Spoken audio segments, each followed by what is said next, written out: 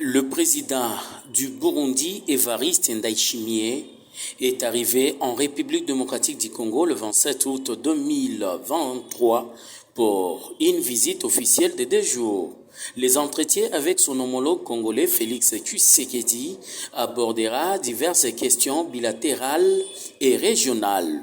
Un point clé de cette visite sera la signature prévue pour ce lundi d'un accord militaire entre les deux pays.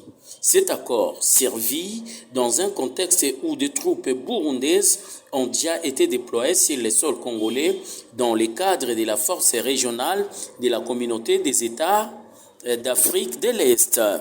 Lors du 11e sommet du mécanisme régional de suivi de l'accord cadre d'Addis Abeba tenu du 2 au 6 mai 2023, le président Tshisekedi avait passé les témoins de la présidence du mécanisme à Évariste Ndayishimiye. Le président burundais, dans ses remarques, avait insisté sur l'importance d'actions concrètes pour la prochaine décennie de cet accord, tout en mettant en valeur les atouts de la région. Sur le plan de la géopolitique régionale, le président Tshisekedi voit en Ndayishimiye un allié stratégique essentiellement face à Paul Kagame et Yoweri Museveni. Les deux présidents ont également une préoccupation commune, la lutte contre les groupes armés actifs dans leurs territoires respectifs,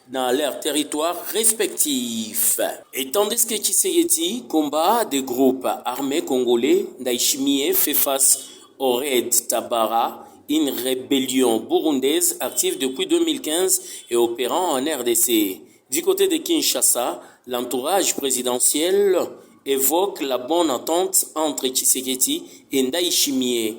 Il est à noter que le président Ndayishimiye avait choisi Kinshasa comme sa première destination étrangère après son investiture en 2021 et qui renforce le message de proximité entre les deux États.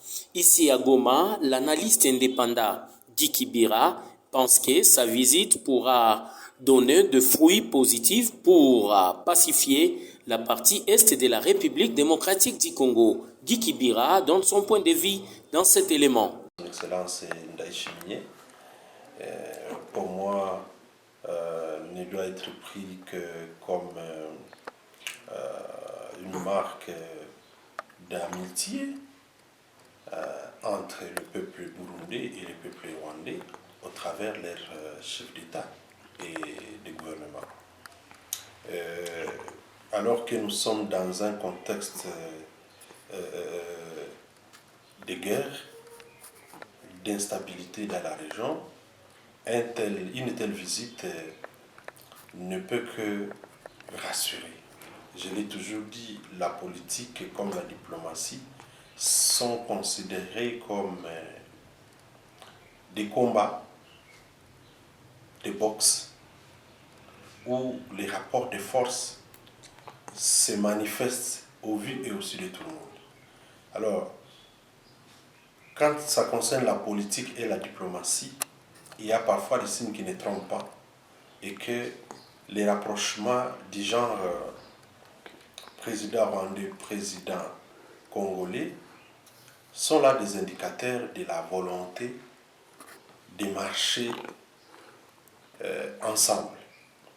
Vous savez que quand on parle de la porosité des frontières de notre pays, c'est dû au fait que les mouvements rebelles quittent de part et d'autre à travers la ligne frontalière dans les Ruzizi pour la partie qui touche le sud Kivu, dans la frontière entre le Rwanda et le Burundi pour le nord Kivu, et dans la partie entre l'Ouganda et la RDC pour ce qui touche la partie nord de la province jusqu'au-delà dans la province de l'Ituri.